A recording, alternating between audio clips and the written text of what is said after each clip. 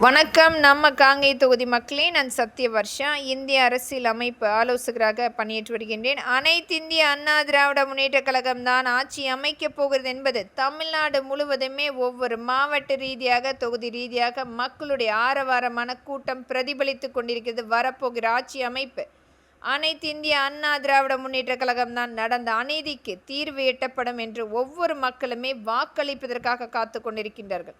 கடந்த 5 வருடத்தில் வனவாசத்தையே முழுமையாக கொடுத்த இந்த திராவிட முன்னேற்ற கழகத்தினுடைய நிர்வாக சீர்கேடு நமக்கு ஒரு மிகப்பெரிய ஒரு கடன் சுமையை கொடுத்து செல்கின்றது. ஈடு கட்ட முடியாத அளவுக்கு ஒரு கடன் சுமை ஒவ்வொரு மக்களுடைய தலையில் இன்றைக்கு சுமையாக காத்து கொண்டிருக்கிறது. மாத தவணையாக கண்டிப்பாக கட்டக்கூடிய ஒரு வரியாக காத்து கொண்டிருக்கிறது.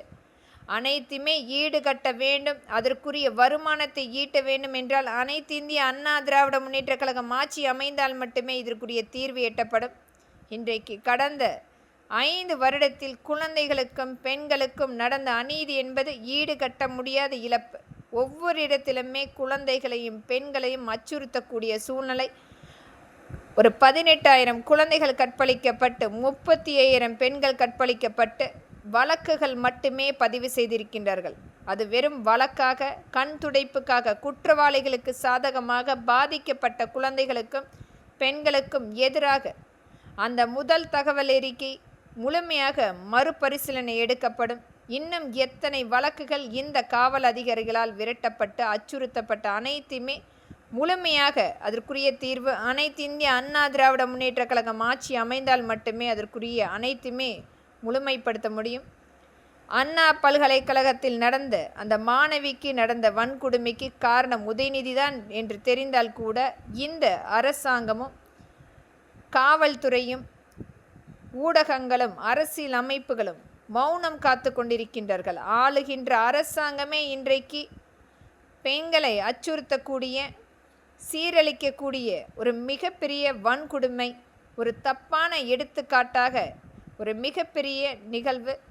உச்சநீதிமன்றம் இதற்குரிய அனைத்து சட்ட ரீதியாக நடவடிக்கை எடுக்கப்பட வேண்டும்.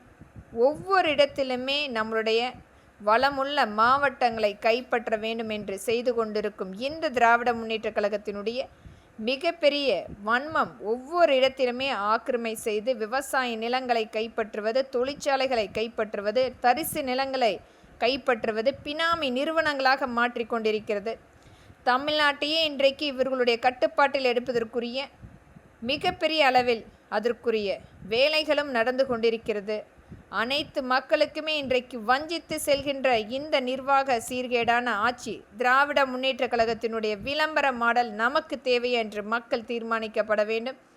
ஒரு அச்சுறுத்தக்கூடிய ஒரு மிகப்பெரிய கடன் சுமை ஈடுகட்ட முடியாத அளவுக்கு நமக்கு வரப்போகிறது. இன்றைக்கு இருக்கின்ற இந்த 7 லட்சம் கோடி என்பது முழுமையாக 12 லட்சம் கோடி. இனி வரும் காலங்களில் நமக்குரிய அந்த வருமானத்தை ஈட்ட வேண்டும், அரசாங்கத்தை முழுமையாக நடத்த வேண்டும். அனைத்து இன்றைக்கு இருக்கின்ற ஒவ்வொரு அரசு ஊழியர்களுக்கும் அனைவருக்குமே அதற்குரிய அந்த சம்பளம், அவர்களுக்குரிய நலத்திட்டங்கள் அனைத்துமே எடுத்து செல்ல வேண்டும் என்றால் வருமானத்தை ஈட்டக்கூடிய அனைத்து வகையிலுமே சமாளிக்கக்கூடிய ஆட்சி அமைப்பு அனைத்து இந்திய அண்ணா திராவிட முன்னேற்ற கழகம்தான்.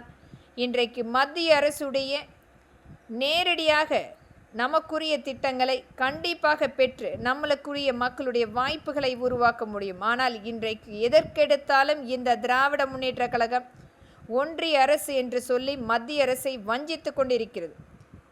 நம்மளுடைய மகளிருக்காக கொண்டு வரக்கூடிய திட்டத்தை மிகப்பெரிய அளவில் வஞ்சித்து மகளிருக்குரிய எந்த ஒரு நலத்திட்டத்தையும் கொண்டு வரக்கூடாது என்பதற்காக நிராகரிப்பு செய்த இந்த திராவிட முன்னேற்ற கழகம் மசோதாவை முழுமையாக அந்த இடஒதுக்கீடுக்குரிய அனைத்துமே நிராகரிப்பு செய்து வஞ்சித்தது.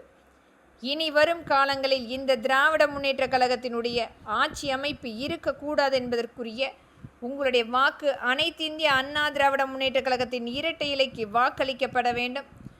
இது நம்மளுடைய ஆட்சி. அனைத்து இந்திய அண்ணா திராவிட முன்னேற்ற கழகம் அது என்றைக்குமே மக்களுக்காக, மக்களுடைய நலனுக்காக உழைத்து கொண்டிருக்கிறது. நம்முடைய மாண்புமிகு புரட்சி தலைவரால் உருவாக்கப்பட்ட கட்சி. நன்றி மக்களே.